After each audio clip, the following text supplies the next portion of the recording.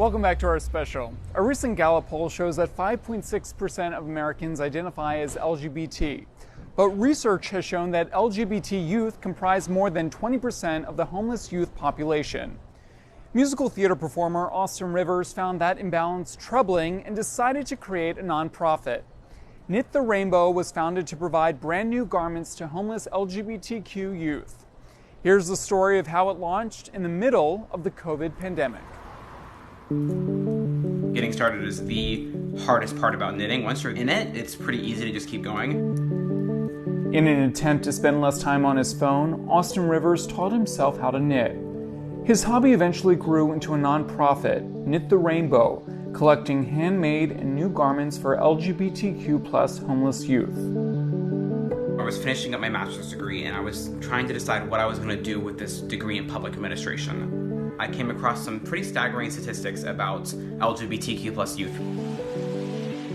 According to a study by the University of Chicago, LGBT youth have a 120% higher risk of reporting homelessness, often stemming from a lack of acceptance at home. It can be dangerous to be an out LGBT person and, living on the street.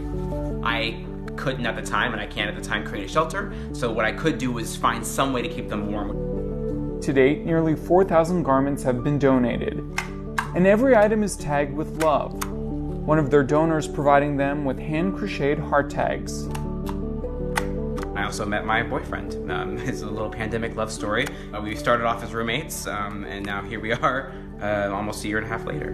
Marquez Linder works as Knit the Rainbow's graphic designer and social media manager.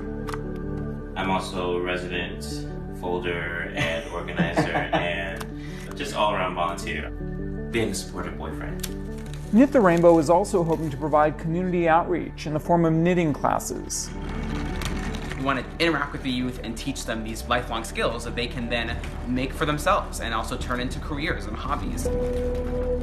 The day ends with a donation drop-off at the Ali Forney Center, the nation's largest organization dedicated to housing and caring for homeless LGBT young people. This is amazing. This is so wonderful. So these are all handmade. Our goal is to provide these homeless LGBTQ+ youth with love, giving them love, compassion, and comfort, and letting them know that there's someone out there in the world who's thinking about them.